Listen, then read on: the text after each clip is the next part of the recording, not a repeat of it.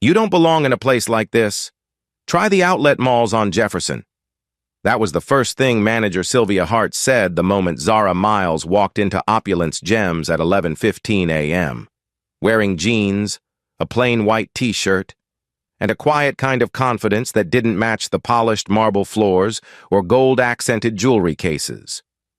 Before we dive deeper into this story of judgment, defiance, and power, I'd love to know, where are you watching from? Drop your city or country in the comments, and don't forget to subscribe and share if this story moves you. Now, let's step into the moment when everything began to unravel.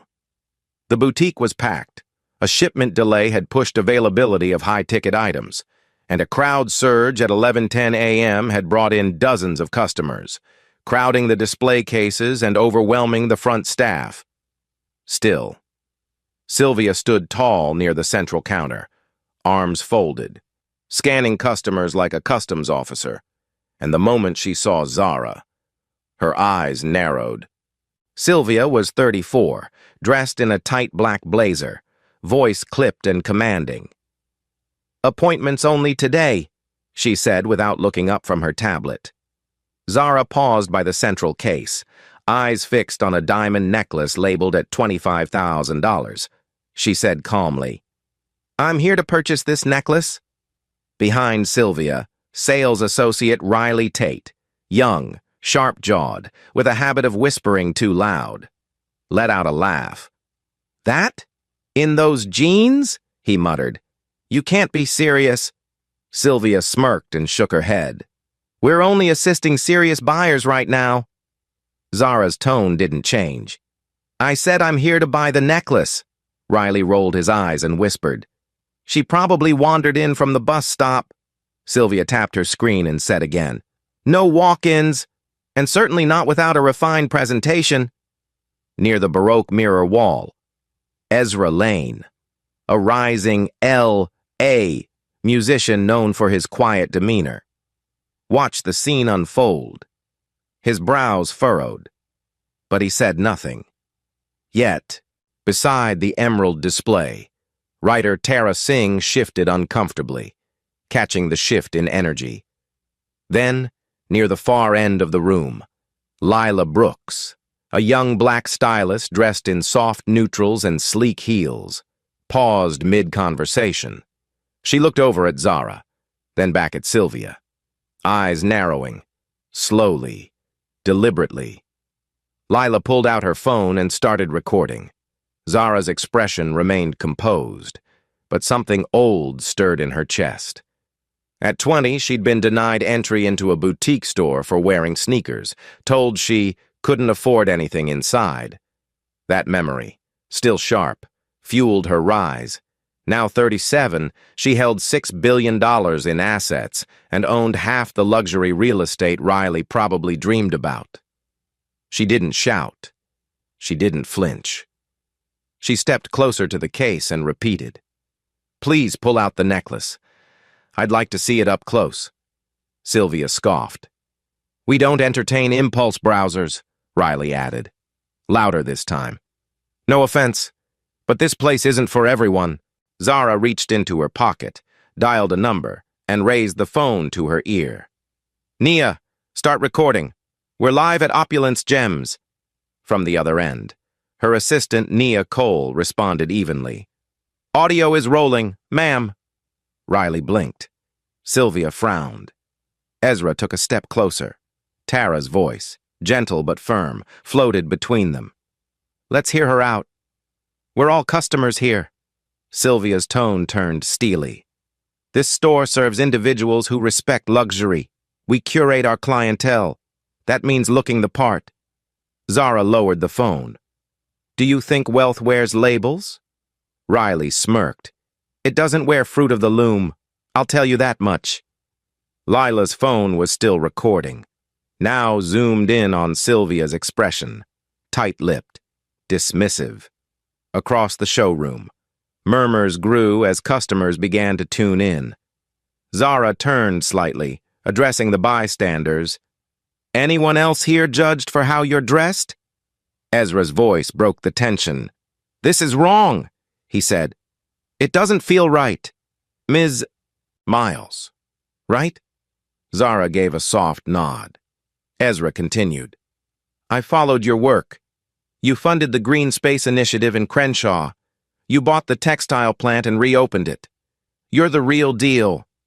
Riley laughed. Yeah, and I'm the Prince of Bel-Air. Lila spoke next, her voice cool and deliberate. I'm filming everything. By the way, just so you know. Sylvia blinked. Excuse me? Lila turned her phone so that the screen faced Sylvia, clearly showing the recording interface. This goes straight to my Dropbox, in case you tried to delete it. A flush crawled up Sylvia's neck, but she recovered quickly. You can't film in here without consent, Lila answered. California law allows filming in public-facing business establishments, and trust me, the public's going to see this. Zara turned her gaze back to Sylvia. You've dishonored your brand. Sylvia's jaw clenched. Our brand has standards. So do I. Zara replied. The crowd was no longer murmuring. They were listening, watching, waiting. Riley tried to brush it off. Let's not turn this into a scene. Look, if you don't have an appointment, just come back another time. Zara stared at him. You've made this a scene. From the phone speaker, Nia's voice came through clearly. Recording is stable. Audio clean. Zara nodded. Good. Then, turning her full attention to Sylvia, she said, I'm giving you one more chance to correct this mistake. I asked to view a necklace, Sylvia replied flatly. We have policies. Please don't make this difficult, Riley added. It's not personal, but the way you walked in here, it's not what we expect. You mean the way I look? Zara said. Let's be honest. A pause. No one answered. Lila kept filming. Ezra folded his arms. Tara stepped forward. Maybe it's time to reflect, all of us, because this feels familiar, too familiar. Zara's voice grew quiet but clear. You judged me the second I walked in, not by my words, not by my behavior, but by the fabric on my back, and that judgment is going to cost you more than you can afford. Sylvia's voice rose slightly. Is that a threat? No, Zara replied. It's a promise. Riley backed away a step. Sylvia held her ground, but the tension in her jaw was visible. Nia's voice came again. We're ready on our end. Ma'am. Zara nodded once. Thank you. Then, looking at Lila, she asked, You got what you needed? Lila replied. Oh, I got everything. Sylvia opened her mouth, but no words came out. The moment hung in the air, and in that space, filled with silence and hidden truths, the reckoning had only just begun. Sylvia Hart took one small step back, as if the weight of Lila's recording phone suddenly shifted the air, but the mask of superiority didn't drop. Instead, she turned to sales associate Riley and barked, Check the appointment book again. Make sure she's not faking anything. Riley, lips curled in a sneer, tapped the screen of his tablet with deliberate slowness and said loud enough for customers to hear. No appointment under Zara. Miles. He paused and smirked. Unless you go by a different name at bus stops. Sylvia folded her arms and turned back to Zara, voice sharp. We run by appointment only, and we do not tolerate disturbances. Zara's calm didn't waver. Disturbance? She repeated. You're disturbed by a black woman in jeans? Riley muttered. You don't look like the type that drops $250,000 in one visit. That line earned a sharp glance from Ezra Lane, who now stood fully turned toward the trio, arms crossed, jaw tight. That's the second time you've assumed her worth based on her clothes, he said evenly. You might want to stop talking. But Sylvia was already spiraling. She stepped around the counter, her heels clicking on polished marble as she gestured to a nearby display. These pieces are hand-selected for high-tier clients. They aren't casual browsing items. We've had issues before, people trying to get selfies with the jewelry, wasting our time. So forgive us if we're cautious. Zara raised her phone slightly. Nia? Her assistant's voice came through clearly. Recording continues. Timestamp logged. 10:47 seconds. Tara Singh stepped closer and spoke directly to Sylvia, her voice low but audible. I've been a customer here for years. This is the first time I've seen someone refused service without so much as a glance at their ID or name. Sylvia turned to her. We're under stress. A shipment's late. Our best pieces aren't even available right now. We're filtering access to what we do have, Riley chimed in. And frankly, this isn't the image Opulence wants in its VIP showcase footage. That caught Lila's attention. So you're not just profiling for the moment. You're preserving a curated image. Sylvia looked toward Riley sharply. A silent order to hush. But it was too late. Lila continued. You do realize that what you're saying is exactly what people post about in those Yelp reviews? Attitude, judgment, bias. Sylvia stiffened. Those reviews are exaggerated. Zara, phone still in hand, didn't raise her voice. You don't need a review to see this is who you are. Owen Price, the security guard, approached from the side entrance, eyes scanning the tension-heavy room. Sylvia turned and snapped. She has no appointment. Please escort her out, calmly.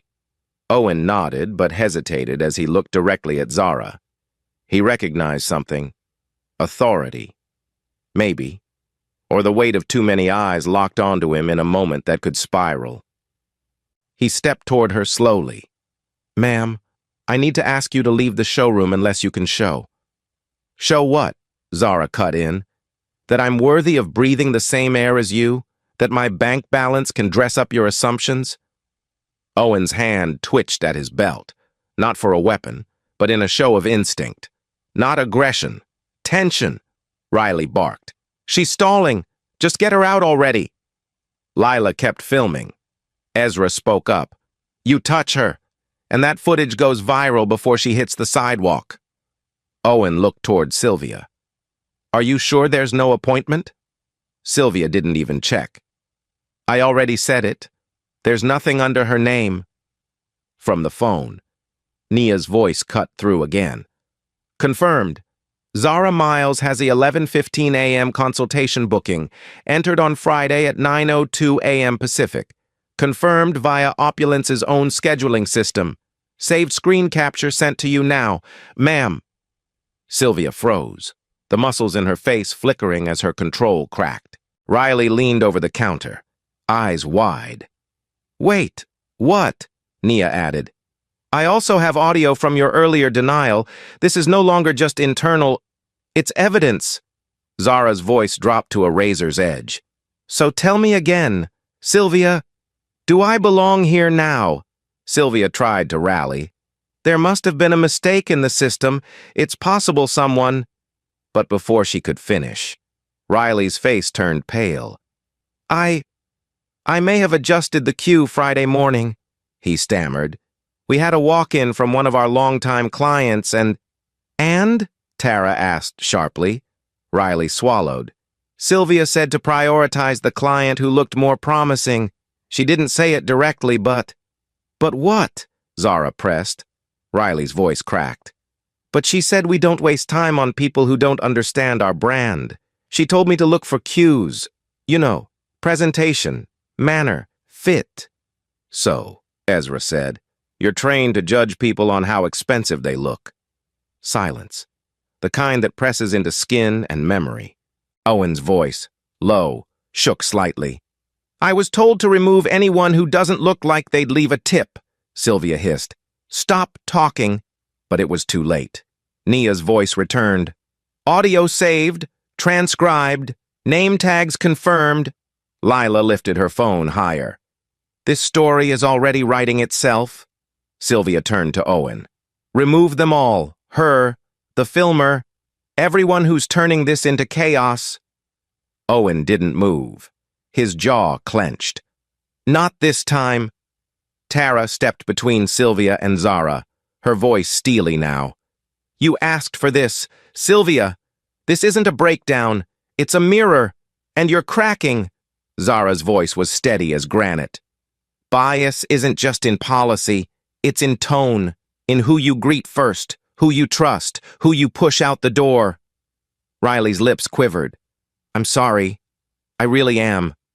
I just wanted to keep my job." "You lost it the moment you judged me by a t-shirt," Zara said. The crowd, once scattered, had become a still circle. A quiet courtroom.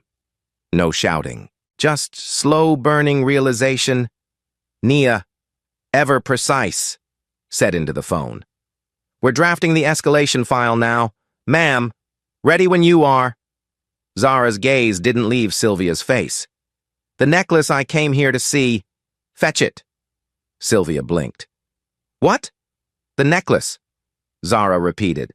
"I'll wait. While you go get it. Or would you rather I ask someone else to retrieve it? For my records." Owen looked down, then toward the back. "I'll get it," he said quietly. Sylvia didn't stop him. She couldn't.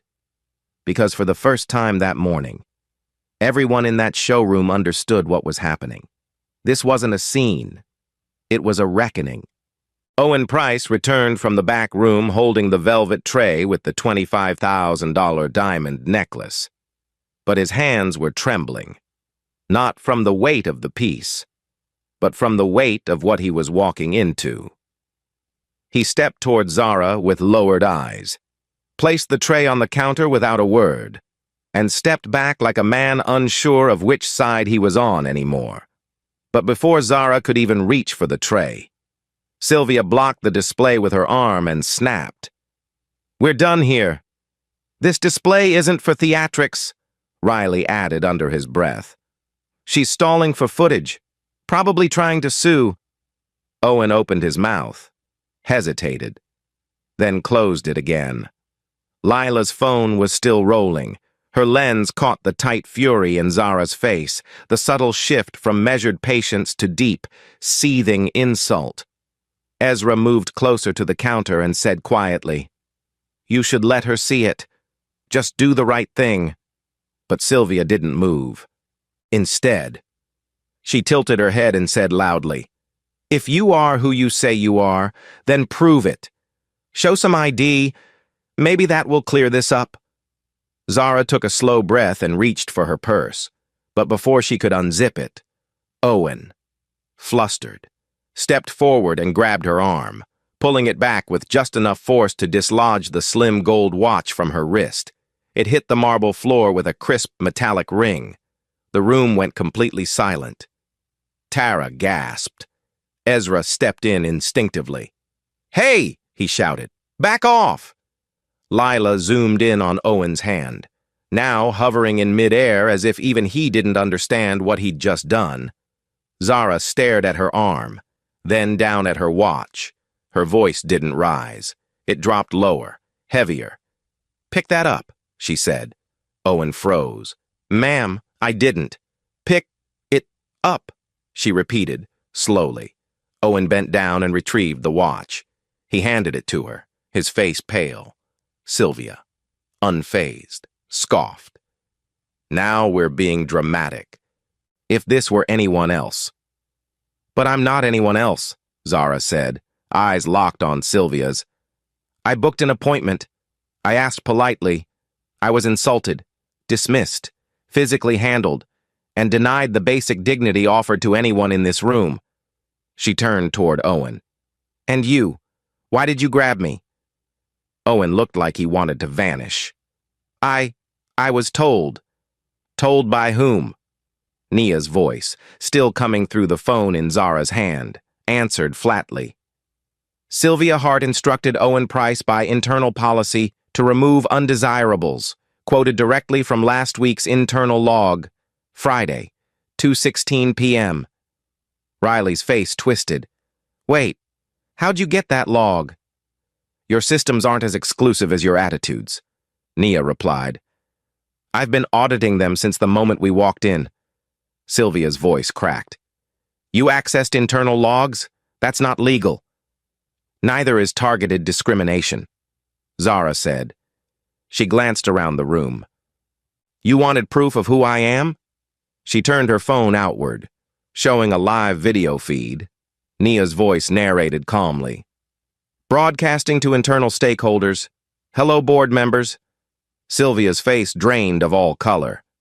Wait, board? What board? Your board, Nia said. The one that will no longer include you by end of day. Riley let out a dry laugh, nervous, twitching. Is this some prank? Is this for a show? Tara stepped forward. You don't recognize her? That's Zara Miles, Miles Lux Group. You've got her face on the cover of Global Enterprise last quarter. Sylvia's eyes flickered. That's impossible. Zara nodded once. You asked for ID. Here it is. I own 48% of Luxstar Holdings. As of 9 a.m. this morning, I also hold rights of acquisition on Opulence's parent chain, signed under my proxy. Riley staggered back. This can't be real. Real enough, Nia answered. The deal has clauses triggered by footage, formal complaints, and board violation audits, all now satisfied. Ezra exhaled slowly. So all of this was a test?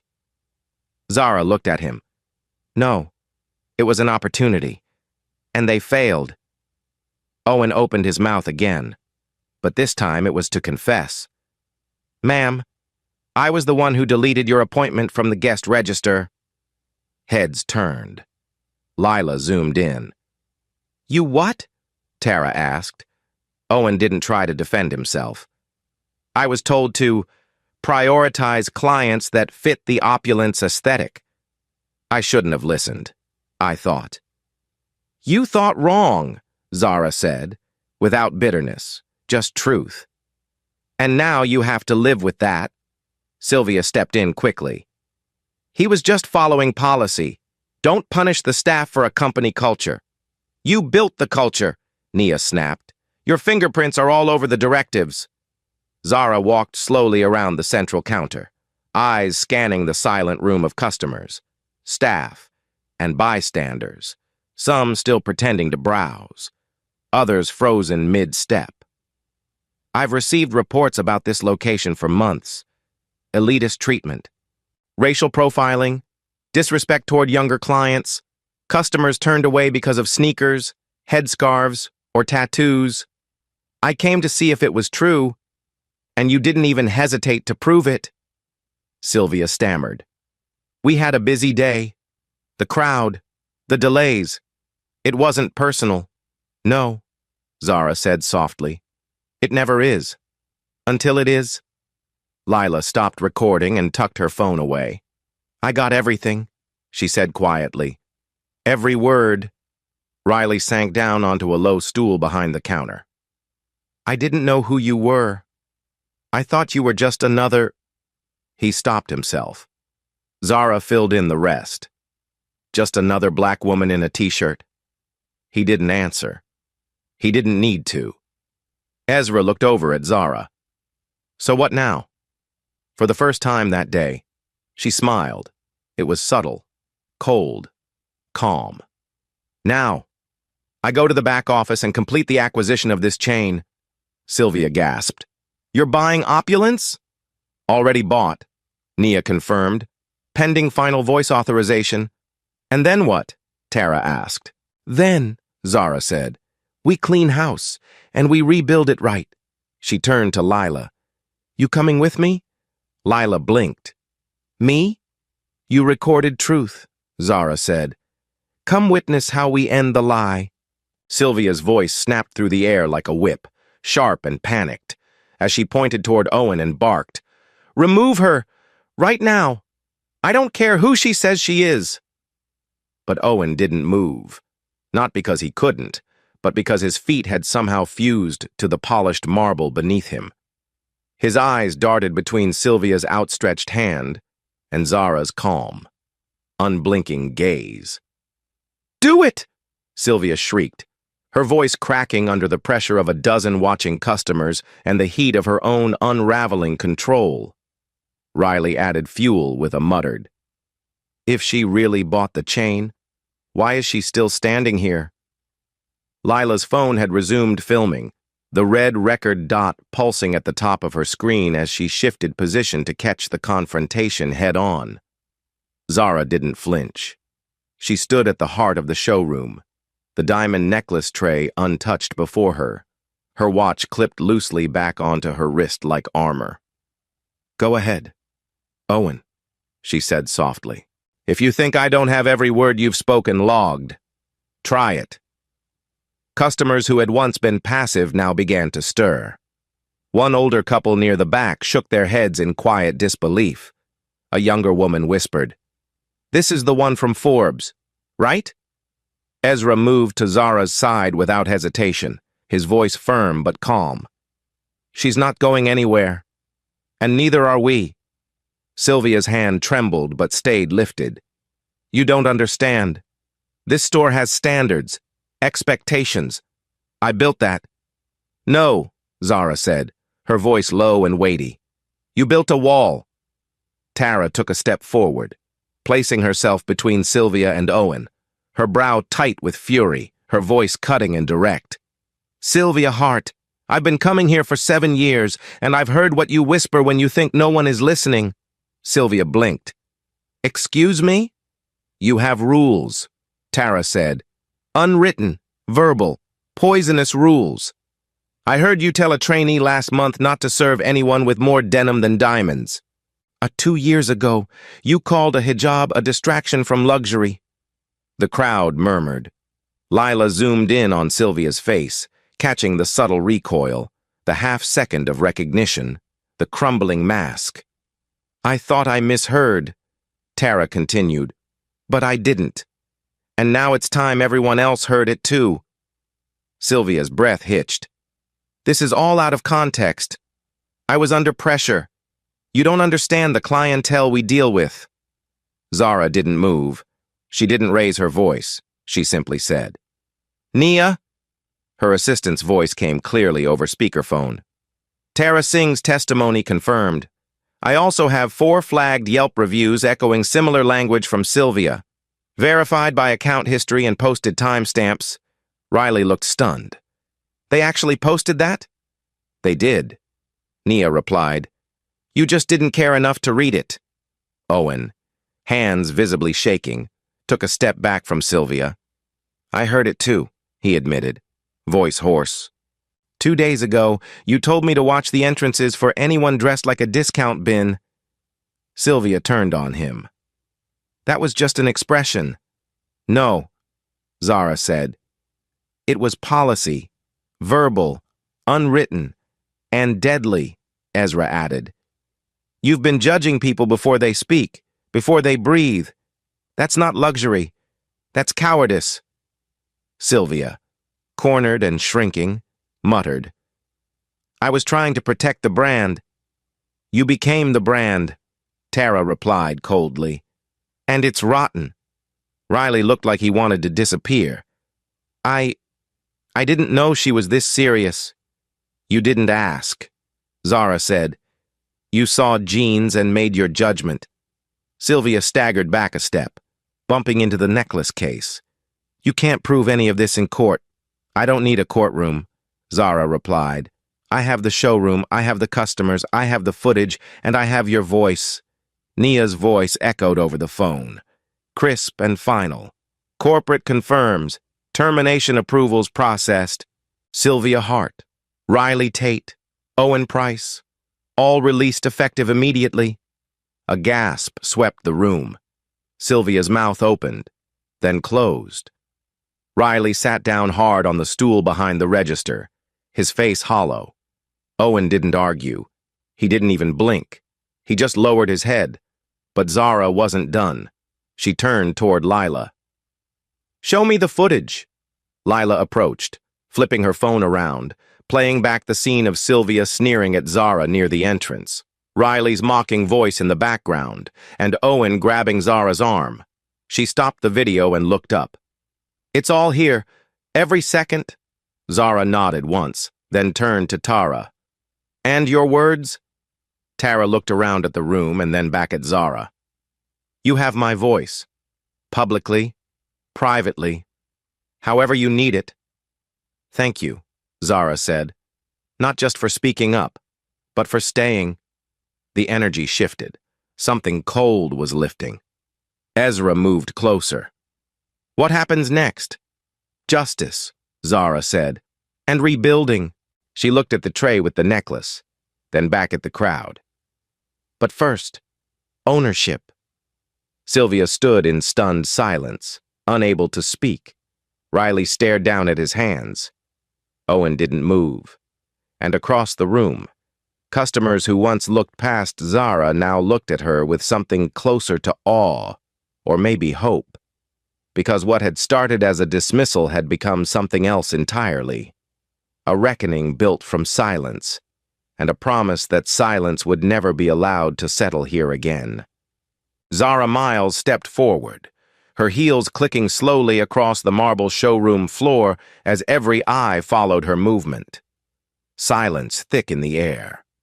She stopped beside the necklace tray, the same one she had been denied minutes earlier, and looked up at Sylvia Hart, Riley Tate, and Owen Price, 3 employees who had dismissed her, mocked her, and laid bare the invisible systems so many had felt but never seen proven, with the weight of truth hanging between them. Zara took out her phone, tapped a single button, and said with a clear, even voice, "This is Zara Miles, CEO of Miles Lux Group. As of this moment, I am the sole majority owner of Opulence Gems and its parent company. Effective immediately, this location, and every store in the chain, is under my operational control." Gasps spread across the room. Riley's mouth opened in disbelief, his head shaking. Sylvia stepped back as if she'd been slapped. Owen didn't move, his posture crumpling further by the second. Zara's gaze didn't waver. "Ms. Hart, Mr. Tate, Mr. Price, you are all terminated. Your conduct has violated the very standards you claim to uphold. You judged by attire, not character, by class, not respect. You humiliated clients and disregarded dignity. That ends now." Lila's camera was still rolling, capturing the moment Sylvia opened her mouth to speak, but failed to form a single word. Riley stuttered. This isn't right. I was just doing what I was told. I didn't make the rules." "No," Zara said coolly. "But you enforced them." Eagerly. Nia's voice crackled through the phone speaker again. "Terminations logged and time-stamped. Internal files forwarded to HR and Ethics Review Board. Security override in progress for badge deactivation." "Ma'am, you're clear to proceed," Sylvia snapped. "This is a setup, a trap. You were baiting us." "No," Zara replied. "I was giving you a chance to rise above the bias, to serve with integrity. You made your choice." She turned to Riley. "And speaking of choices, is there anything else you want to disclose before this footage becomes part of your professional legacy?" Riley's face crumpled, the bravado draining from him like air from a punctured tire. "There's something," he muttered. "Something I never meant to come out." "Say it," Ezra said firmly. "Out loud." Riley glanced at Sylvia, then at Owen, then finally at Zara. "For the past 13 months, I've been flagging customer complaints about attire-based treatment. Complaints came in from Yelp, Google, even internal surveys. Some were from walk-ins, others from longtime clients who said they felt watched, dismissed, judged." Lila inhaled sharply. "You knew?" Riley nodded. "I logged them, all of them, in a private file. I never pushed them up the chain. Sylvia said it would make the store look unstable. She told me to keep it clean." Sylvia exploded. "That's a lie. I never." "You did," Riley said. "And I have your Slack messages." "You said, 'Attire doesn't lie. Focus on the polished ones.'" Nia confirmed. File located, hidden under a folder labeled Client Tone Reports. 18 flagged incidents, all suppressed. Confirmed Riley's authorship. 8 linked directly to Sylvia Hart's verbal instructions. The room was dead silent. Then a slow murmur began to ripple across the floor, customers turning to each other, expressions twisting in disbelief. Then anger. One woman whispered, "I remember being followed around here last fall. I thought I was imagining it." Another man near the Sapphire case said, "This explains a lot." Tara stepped forward again, voice clear and strong. "You've been covering this up, and you had every chance to speak out earlier." Riley looked down. "I was scared, but not too scared to smirk when you thought she was beneath you." Ezra snapped. Zara's expression didn't soften. "You let people walk away from this store feeling small, disrespected, humiliated, and you knew. You let it continue. That's not fear. That's complicity." Sylvia tried one last time. "You can't take it all away. We built this." "No," Zara said calmly. "You built something toxic. I'm going to rebuild something better." She turned toward the other customers, speaking now to the entire room. "This place, starting today, will stand for something different. Not polish, not pretense, but respect, integrity, presence." She tapped her phone again. "Nia, begin rollout of the Valor Respect Initiative. I want retraining scheduled for every store, every location, and a new leadership team vetted and installed within the week." "Already in motion," Nia replied. "PR is on standby. Internal memo drafted and awaiting approval." Zara looked once more at the tray in front of her. The same necklace that had been denied her access simply because of a t-shirt and jeans. She didn't touch it. Instead, she looked at Lila. "You were brave enough to record what others ignored. What do you think? Should we keep it in rotation?" Lila blinked. "What?" "The necklace," Zara said. "Should it stay?" Lila smiled slightly. "Keep it, but not in the front window. Keep it inside. For those who ask, not those who assume." Zara nodded. "Exactly," Sylvia, now ghost pale, whispered. "You've destroyed everything." "No," Zara replied. "I've only just begun." Zara walked through the glass doors at the rear of the showroom into the minimalist executive office. Sleek white walls, a clear glass desk, and a silent computer monitor blinking with a login prompt. The door eased shut behind her, muffling the noise outside. She stood alone for only a second before Nia's voice came through her earpiece. "Connection stable. Legal counsel on standby. Transfer protocol ready when you are." Zara pulled out her phone, unlocked it with a press of her thumb, and tapped a secure app marked Miles Ops. The screen lit up with the Opulence Holdings logo. Soon to be retired. She didn't sit. She stood tall as she spoke into the mic. "Execute transfer. Full acquisition authority. New ownership to operate under Valor Jewel Co. Effective immediately." "Confirmed," Nia replied. "Shareholder transfer registered. Public filing will reflect ownership change in 60 seconds." Zara allowed herself a single breath. Then she turned and walked back through the same doors. When she re-entered the showroom, the air had shifted. Sylvia no longer stood upright. Her posture had collapsed into the corner of the display wall. Riley remained on his stool, staring at the ground. Owen looked like he was trapped in a story he no longer recognized. Customers had started murmuring again. The way people do after witnessing something historic and not knowing where to place the moment in their minds. Zara stepped back into the center of the floor, holding her phone loosely in one hand. "To every customer here," she said calmly, "you've witnessed more than a transaction. You've witnessed a transition. Opulence Gems is no more. This is now Valor Jewel Co. A few people clapped softly. Others simply stared. But then Ezra stepped forward. What you just did. This wasn't just about jewelry. You made a point without raising your voice. You changed something. No, Zara said. We changed it. All of us. Because silence doesn't protect anyone, but presence does. She turned toward Sylvia. I want you gone. Immediately. Don't speak. Don't stall. Just walk. Sylvia's face twisted, but no words came. She walked, slowly, quietly, out the front door. Zara turned to Riley. You'll be given an exit interview. No spin. Just the truth. Riley didn't argue.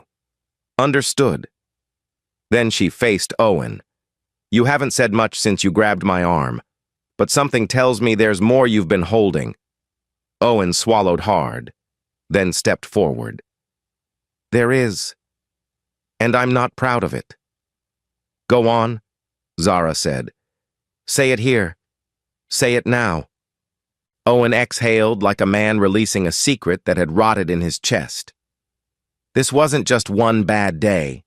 There was a plan in place, unofficial, unspoken, but understood, a system of rotating logs. We were told to watch for certain types of people, anyone in plain clothes, anyone too young, too loud, too different. We flagged them. Sylvia had us categorize them as non-target demographics.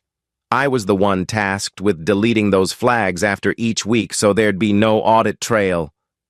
The showroom seemed to shudder in place. Customers turned to each other, horrified. Lila raised her phone again. So you deleted complaints? Owen nodded, voice barely above a whisper. 82. In the past year alone. Tara let out a choked sound. That's not just bias. That's sabotage, Ezra added. That's a system built on exclusion. Nia's voice came in steady over the speaker. Ma'am, confirmation received. Internal network confirms complaint deletions tied to Owen Price's admin login. Downloaded backup retrieved, 82 entries, all time-stamped, all removed manually. This wasn't negligence. It was coordinated concealment. Owen lowered his eyes. I'm sorry. I really am. But sorry doesn't undo it. No, Zara said. But owning it is the first step. You weren't just following orders. You were helping cover them up. And that cost real people real dignity.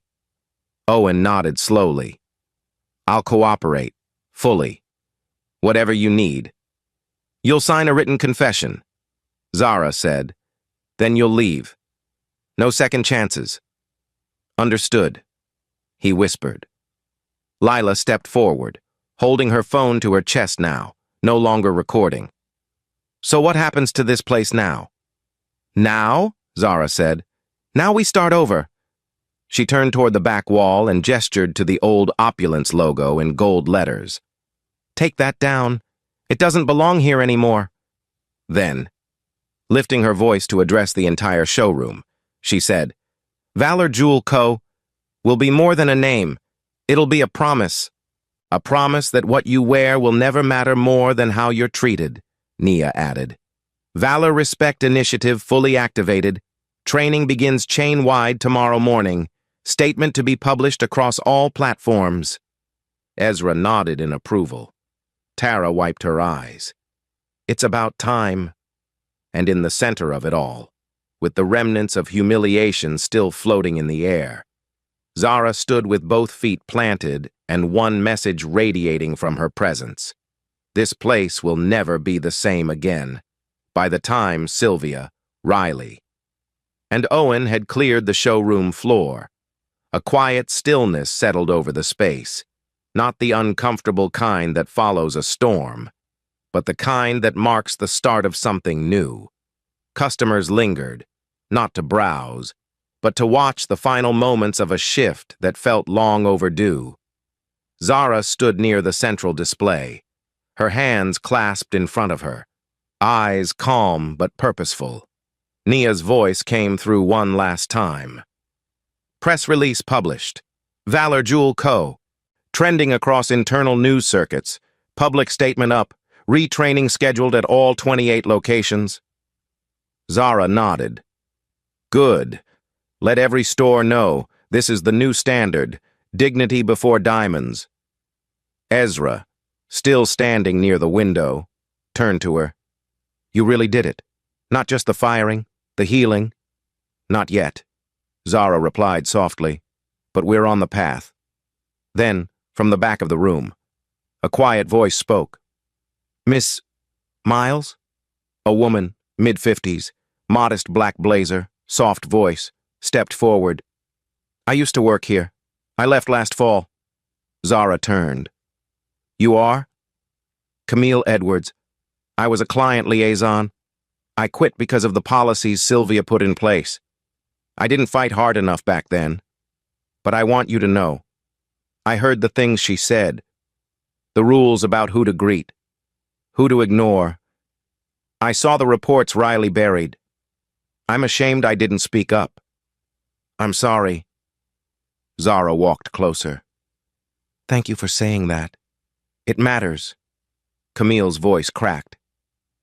If there's a chance to make it right, to rebuild, I'd like to be part of it. Zara nodded. Come see me Monday morning. Camille exhaled, overwhelmed. Thank you. Just then, Lila stepped forward, holding her phone, not to record, but to offer it to Zara. Here's your copy of the footage, no edits. It's yours to use however you choose. Zara accepted the device, locking eyes with her. Keep a copy. One day, people will ask how this change began. Around them, customers slowly began to applaud, not wildly, not loudly, but with quiet reverence, a ripple of respect, earned and shared. Tara stepped to Zara's side and said, You didn't just buy a chain today. You rewrote what service looks like. I didn't do it alone, Zara replied. Everyone who stood up today, everyone who didn't look away, they wrote it too. Nia's voice came in gently. Ready for your closing statement, ma'am. Zara turned toward the group still gathered. To anyone who's ever been judged by the cut of their jeans or the tone of their skin, know this, your worth has never depended on a price tag. From this day forward, Valor Jewel Co. will lead by a different rule. Respect is not optional. It's the baseline. She glanced toward the wall where the old Opulence logo had already been pulled down, leaving only a clean, bare space. Let that empty wall remind us, what was torn down made space for what's about to rise. Camille smiled, tears forming.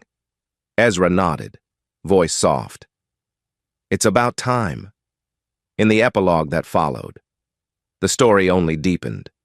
1 year later, Valor Jewel Co.